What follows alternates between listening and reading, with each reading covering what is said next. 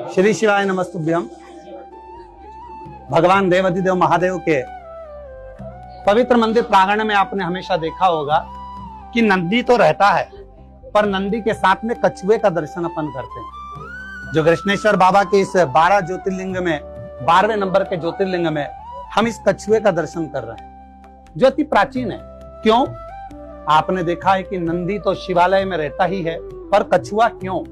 तो हमारे यहाँ माँ जगतजननी जगदम्बा अम्बा माँ पार्वती जी ने भी शंकर जी से पूछा कि एक कछुआ आपके नित्य प्रति दर्शन करने के लिए आता है, जैसे एक कछुआ भगवान नारायण के दर्शन करने को जाता है और भगवान नारायण का दर्शन कर लेता है, उसी तरह एक कछुआ नित्य दर्शन करने के लिए आता है। आखिर ऐसा क्यों?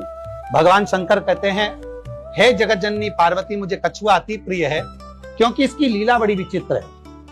बड़ा समझ कर धीरे धीरे चलता है।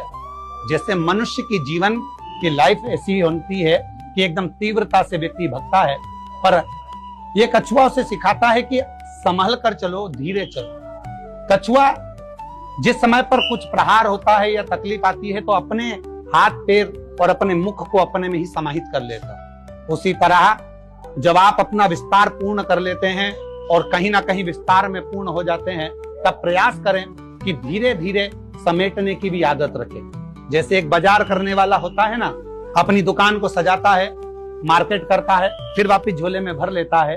भगवान शंकर कहते हैं कछुआ वही दर्शाता है कि हमें चलने की आदत होना चाहिए और जितना विस्तार हमने करा है उस विस्तार को फिर समेटें। अर्थात ये ना हो कि अहंकार में, काम में, लोभ में, आसक्ति में, वासना में, तृष्णा में हमने फिलारा तो ज्यादा कर लिया पर वापिस समेट ना पाए। तो ये कछुआ हमें प्रेरणा देता है कि जितने विस्तार से आप चलें उतना ही समेटने की आदत भी रखें और शिव तत्व को प्राप्त करते रहें।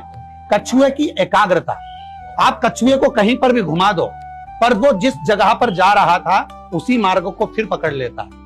तो शिव महापुराण में लिखा है कि भगवान शिव को कछुआ इसलिए प्रिय है कि वो कछुआ दर्शाता है कि आप अपनी मंजिल मत छोड़ो, अपना लक्ष्य मत छोड़ो, अपना मार्ग मत छोड़ो। एक ना एक दिन आप अपने मार्ग तक पहुंच ही जाओगे। श्री शिवाय नमस्तुभ्यम। हर हर